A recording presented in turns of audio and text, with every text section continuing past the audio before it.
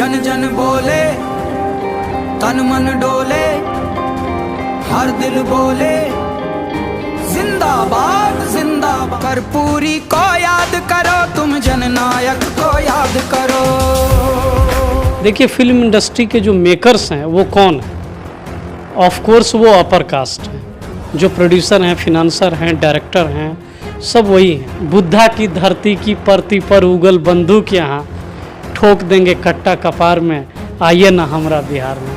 ठोक देंगे कट्टा कपार में, आइए ना हमरा बिहार में। जो गीतकार बनना चाहते हैं या स्क्रिप्ट राइटर, जो भी सिनेमा में जाना चाहते हैं, तो मैं कहता हूँ कि पढ़ना लिखना बहुत ज़रूरी है। अच्छी पढ़ाई होनी चाहिए। अच्छी पढ़ाई से ही अच्छे लेखन में निखार आएगा। मेरा मानना है कि बहुत ही साफ़ सुथरी जगह है फिल्म इंडस्ट्री, और बहुत ईमानदार जगह है।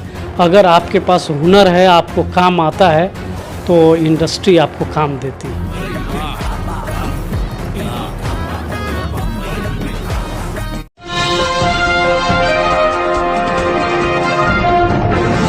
साथियों नमस्कार, मैं हूं नीरज पटेल और आप देख रहे हैं नेशनल जनमत।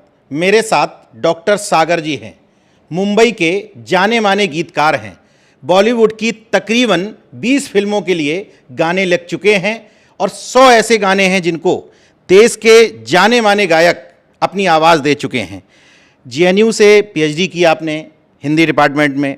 इसके बाद कैसे मन बदला कि मुंबई मायानगरी पहुंचा जाए, और मायानगरी पहुंचे तो कितना कठिन रहा सफ़र वहाँ का? जी, ये कोई पीएचडी करने के बाद का फैसला नहीं है। एक्चुअली मैं बचपन से ही गीत लिखता रहा हूँ, तो ये फैसला बचपन का ही था। मेरे गांव में जो मैंने सपना देखा था कि मैं फिल्म इंडस्ट्री में गीतकार बनूंगा, तो ये बचपन का मेरा सपना है। और जाहिर सी बात है कि हम जिस तरह की पृष्ठभूमि से निकल के जाते हैं, तो उसमें इस तरह की चीज़ें तो होती हैं। आपको संघर्षों से गुज़रना ही होता है, तो मुझे भी गुज़रना पड़ा है। मेरी तरह के बैकग्राउंड से जो भी जाएगा, उसको जिस तरह के संघर्षों का सामना करना पड़ेगा, तो मुझे भी एक लंबे संघर्ष का सामना करना पड़ा है। इस फील्ड में भी कास्टिज्म है क्या? मुंबई जैसी मायानगरी में जातिवाद है या लोग कहते हैं आपके गाँव की चीज़ रह गई है? देखिए, फिल्म इंडस्ट्री के जो मेकर्स हैं वो कौन है? ऑफ कोर्स वो अपर कास्ट हैं। जो प्रोड्यूसर हैं, फिनांसर हैं, डायरेक्टर हैं, सब वही हैं। तो आपको उन्हीं के बीच में जाकर के काम करना है। आप अगर ईमानदारी से काम करते हैं, आपको काम आता है, तो वहाँ काम मिलता है। आपका एक बहुत फेमस लिखा हुआ गीत था, मुंबई में काबा। उसके बाद यूपी में काबा, बिहार में काबा शुरू हो गया, और एक चर्चा चल पड़ी कि जन सरोकारों के लेखक, जन सरोकारों के कवि और सरकारी कवि, इन दोनों को लेकर एक बहस चल रही है। आप इस बहस में क्या सोचते हैं? हाँ, देखिए, मुंबई में काबा लिखा ही इसीलिए गया है। अनुभव सिन्हा की ख्वाहिश थी कि ऐसी बात की जाए कि जिससे जन जन में बात होने लगे। ये बहुत शुरू में अनुभव सिन्हा से बातों के दरमियान में ये बात हुई थी कि ऐसी बात की जाए कि जन जन उस गीत को गाने लगे और बनाने लगे, और उसमें ये कामयाबी मिली। तो लोग गा गा करके उसे मशहूर हुए। तो मैं इसे अपनी कामयाबी के रूप में मानता हूँ, और अनुभव सिन्हा भी इस बात को मानते हैं कि हम लोगों ने एक ऐसा गाना बनाया कि जन जन में लोग गाने लगे और गाने बनाने लगे। तो ये बहुत ही हमारे लिए सार्थक है। अच्छा, इस पर थोड़ा सा आपकी राय जानना चाहते हैं कि जन कवि और सरकारी कवि क्या है ये? देखिए, ये समय बदला है, और बहुत ऐसे रचनाकार जिनसे हम बहुत मोहब्बत करते थे और बहुत लगाव था, तो बहुत सारे भ्रम टूटे हैं। हमें लगता था कि क्या ये इतनी पीड़ा और दर्द लेकर के इसी दिन के लिए ये इतना संघर्ष कर रहे थे क्या, कि ऐसा वक्त आए और वो पूरा डोमिनेट करने लगे। तो बहुत सारे भ्रम टूटे हैं। हमें आज के जो रचनाकार हैं, उनसे हमारे बहुत सारे भ्रम टूटे हैं। अच्छा, कुछ मैं चाहूँगा कि नेशनल जनमत के दर्शकों तक पहुँचे कि कुछ फेमस आपके गाने जो बड़े बड़े सिंगर्स ने गाए हों। जी, जैसे अरिजीत सिंह ने बॉलीवुड डायरीज फिल्म में मनवा बहरूपिया गाया था, पपोन ने ख्वाबों को सच करने के लिए तितली ने सारे रंग बेच दिए। और सुधीर मिश्रा की एक फ़िल्म थी दासदेव, उसका गाना आतिफ़ असलम ने गाया था, ख्वाबों की दुनिया मुकम्मल कहाँ है, जीने की ख्वाहिश में मरना यहाँ है। और इसके अलावा तमाम जितने बड़े सिंगर आप जानते हैं सब ने मेरे लिखे गीतों को गाया ही है। तो बहुत सारे मशहूर है, मतलब बम्बई में काबा के अलावा बहुत सारे ऐसे गीत थे। ये ख्वाबों की दुनिया मुकम्मल कहाँ है, ये काफ़ी इंस्टाग्राम पे बहुत सारी मिलियंस में रील्स बनाए गए। और अनुभव सिन्हा की फ़िल्म भीड़ का जो गाना है, चल उड़ चल सुगना गौआ के ओर जहाँ माटी में सोना हेराइल बा, तो नई जनरेशन ने इसको भी बहुत मिलियंस में रील्स बनाए गए और काफ़ी मकबूल मशहूर रहा ये गाना। महारानी का गाना, घरे घरे राशन मुफ्त के किरासन, तोहर वादा इलेक्शन के गीत लागेला, कहला पतीत लागेला। घरे घरे राशन मुफ्त के किरासन, तोहर वादा इलेक्शन के गीत लागेला। और अब मैं इस समय बहुत फेमस हुआ था ये भी फेमस हुआ था। इस समय मैं महारानी सीजन 3 के गाने लिख रहा हूँ। ऑलमोस्ट 3 गाने मैंने लिख लिए हैं, तो मुसलसल काम जारी है।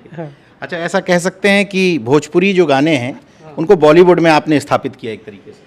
हाँ, मतलब देखा जाए तो मतलब इस स्तर पे जहाँ राजकुमार राव हों और भूमि पेडनेकर हों, इस तरह के कलाकारों के साथ, तो मैंने ही भोजपुरी को किया। और भीड़ में प्योर भोजपुरी मैंने गाना लिखा। मनोज बाजपेयी के लिए बम्बई में काबा लिखा। भोजपुरी भी लिख रहा हूँ और हिंदी गाने जो लिखता हूँ उसमें मेरा बलिया आ जाता है। वो कहीं ना कहीं घूम के मेरा बलिया उसमें आ जाता है। तो जब मसलन आप देखें कि खाकी जो वेब सीरीज़ है, बुद्धा की धरती की परती पर उगल बंदूक यहाँ, बुतरू से भी क्या मजाल की जाए निशाना चूक यहाँ, ठोक देंगे कट्टा कपार में, आइए ना हमरा बिहार में। तो आप देखते हैं कि मैं हिंदी भी लिखता हूँ। तो अगर उस तरह की ज़मीन है, मेरी फिल्म की जो स्क्रिप्ट है, जो कहानी है, कहानी की जो ज़मीन है, उसी ज़मीन से मैं शब्दों को लेकर के आता हूँ और उसी के फ्रेजेस में, मुहावरेदानी में अपनी बातों को मैं रखता हूँ। तो यही है तरीका। जिन समाज से निकल करके आप वहाँ तक पहुँचे, जिस तरह की पृष्ठभूमि से निकल करके पहुँचे, अमूमन लोग कहते हैं कि पिछड़े दलित समाज में लेखन वालों की कमी है, साहित्यिक गतिविधियों में लिप्त रहने वालों की कमी है। तो कमी है या उनको अवसर नहीं मिल पा रहे हैं? अवसर न मिलने की बात नहीं है। मेरा मानना है कि जो दलित पिछड़ा वर्ग है वो सबसे पहले पढ़ाई लिखाई अगर करता है तो वो सबसे पहले नौकरी की तलाश में रहेगा, क्योंकि ऐसे बैकग्राउंड से आता है कि पहले पैसे की ज़रूरत है। और फिल्म इंडस्ट्री बहुत ही अनसर्टेन जगह है जहाँ पे कि बहुत ही लंबा स्ट्रगल है और श्योरिटी कुछ भी नहीं है। मतलब पता ही नहीं चलता है कि कामयाबी मिलेगी या नहीं मिलेगी। तो इतनी अनसर्टेन जगह पे कौन जाना चाहेगा? तो जाहिर सी बात है कि यह जो वर्ग है ये इसीलिए नहीं पहुंच पाता है कि वो अगर किसी अच्छे संस्थान से निकला है, JNU से, BHU से, दिल्ली यूनिवर्सिटी से, तो वो चाहेगा कि पहले अपने परिवार को संभाले, एक नौकरी पकड़े और वो पहले सोर्स ऑफ इनकम उसकी नज़र में होगा। अब फिल्म इंडस्ट्री में जाएंगे, मुंबई में इतना लंबा संघर्ष और कुछ पता नहीं है कि काम करने के पैसे मिलेंगे कि नहीं मिलेंगे। तो ये तमाम चीज़ें हैं। तो इसकी वजह से एक्चुअली वहाँ संख्या कम है, ये मेरा मानना है। अगर बहुत आसान रहता तो बहुत सारे लोग जाते। क्रिएटिविटी की कमी तो कहीं भी नहीं है और उनको इतनी आसानी से मौका, भाई जैसे UGC या UPSC या JNU कोई एंट्रेंस है नहीं कि बॉलीवुड में गए और आप एंट्रेंस दे के पास हो गए और उसके बाद आपको भाई प्रकाश झा और अनुभव सिन्हा, सुधीर मिश्रा बुलाने लगे, भाई ये एग्ज़ाम पास करके यहाँ इनसे काम करवाओ। ऐसा है नहीं। को काम मिलेगा तो छोटी छोटी फिल्में मिलेंगी, छोटे प्रोजेक्ट मिलेंगे, छोटे बजट की फिल्में मिलेंगी। तो उससे आपका संघर्ष ख़त्म नहीं हो जाता है कि आपके गाने को अरिजीत सिंह या श्रेया घोषाल या सुनिधि चौहान ने गा दिया या जुबिन नौटियाल ने, तो आपका संघर्ष खत्म हो गया। संघर्ष खत्म होगा जब आप बड़े बैनर की फिल्मों में आपकी एंट्री होगी, बड़े निर्देशकों, बड़े डायरेक्टर्स के साथ जब आपको काम करने का मौका मिलेगा, तब जाकर के आप इस संघर्ष से बाहर निकलेंगे। एक्चुअली खुद के संघर्ष को, जो 10 साल का संघर्ष देखते हैं, कहाँ पाते हैं? क्योंकि तमाम लोग जो ये देख रहे होंगे हमारा आपका इंटरव्यू, वो प्रेरणा लेने की कोशिश कर रहे होंगे, जिसके मन में इस तरह की ललक होगी कि हम भी मुंबई पहुँचें, पत्रकारिता का काम करें, लेखन का काम करें, कवि बने। तो वो क्या समझते हैं आपके 10 साल के संघर्ष को कैसे देखेंगे आप?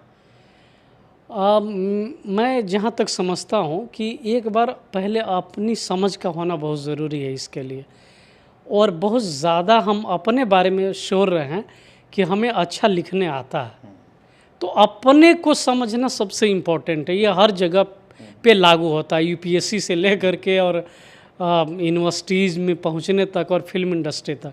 अपने को पहले समझें, और जब समझ में हमें आ जाता है, और हम अपने को कहाँ से समझते हैं, अपनी सोसाइटी से समझते हैं, हमारे बारे में, हमारी रचनाओं के बारे में हमारा समाज, हमारे लोग, हमारे दोस्त मित्र क्या बोल रहे हैं, तो उसे समझ में आता है कि अपनी कैपेसिटी कितनी है।